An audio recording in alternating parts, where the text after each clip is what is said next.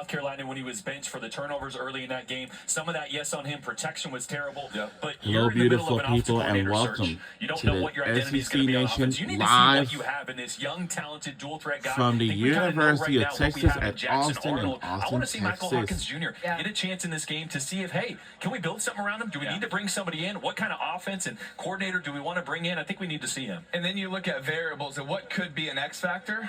Well, with his legs, yeah, you know, always. look what he did against And Auburn we're on to start the SEC game, Network and then at the very for end of the this game, that could be an event. X factor for him. Paul, when you think about this game, and we had circled it on the calendar, kind of feeling like Oklahoma would be a little bit better than they've ended up being going into the season. You thought, okay, Alabama's got that test going to Norman, the first year that Oklahoma's in the SEC. Now, how do you look at it? Well, it's been a very disappointing season, but I think what Brent Venable said there is true. They can change the narrative quickly here.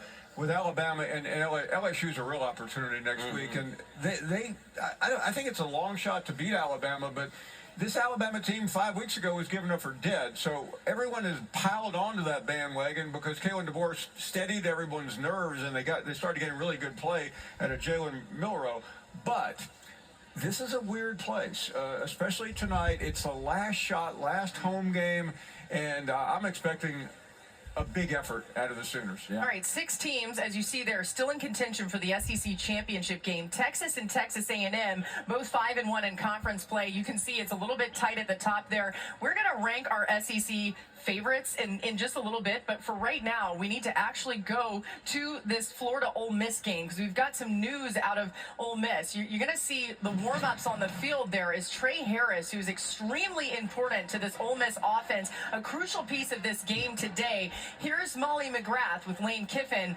mentioning Trey Harris's status. Coach, wide receiver Trey Harris returning to the field for the first time in over a month. What kind of boost does that bring to your offense? Yeah, that's exciting. You know, we played really well while he's been gone, so I think it's been great for other players to have to step up.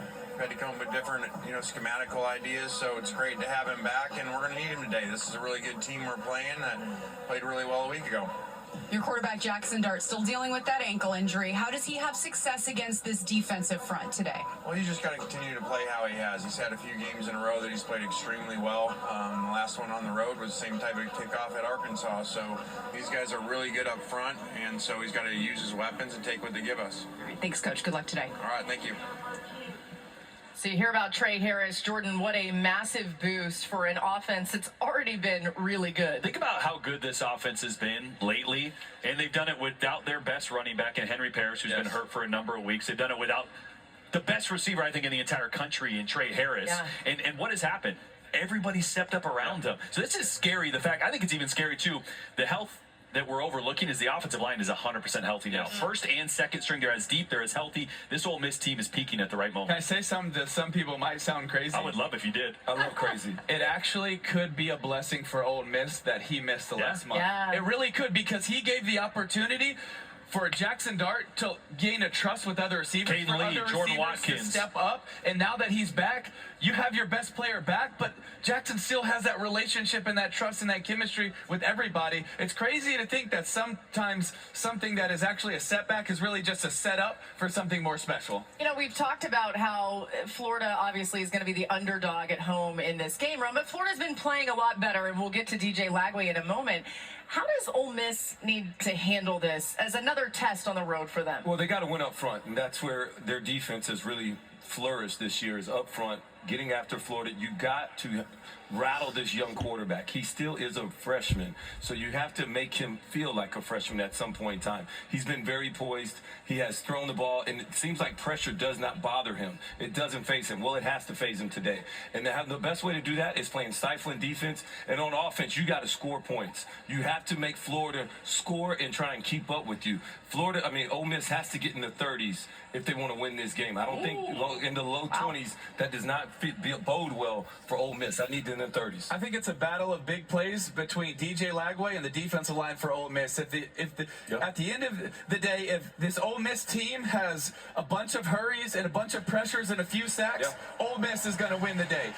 But if DJ's able to get some big plays down the field in the swamp to bring that belief in the swamp with the fan base, with the defense, because look at the difference in the energy that Florida had against LSU versus what they did against Texas. One man can raise the level of everybody else, and DJ Lagway is doing that And right he did now. exactly what you were just talking about, right? He got rid of the ball quickly, and he attacked man coverage. And Ole Miss plays man coverage at the third highest rate in the SEC, and their defensive front is one of the best in the entire country. So you have to attack man coverage, and you have to get the ball out quick, exactly what DJ Lagway did against LSU. And here's what I love. He didn't blink, right? When the ball was snapped, he got it out so fast, and he attacked. What's the slot fade right here? You got a little soft man coverage.